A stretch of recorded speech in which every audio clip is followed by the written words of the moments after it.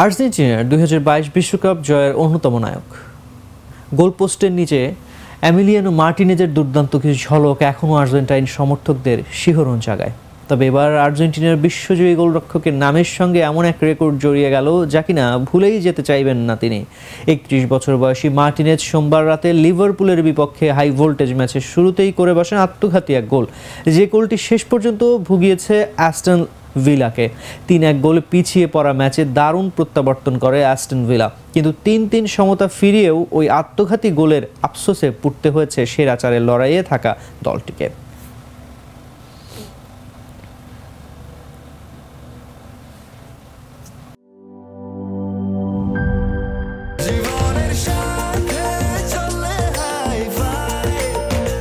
স্বাস্থ্যকর all time family cake, সব সময় অল টাইম হেলদি লাইফ।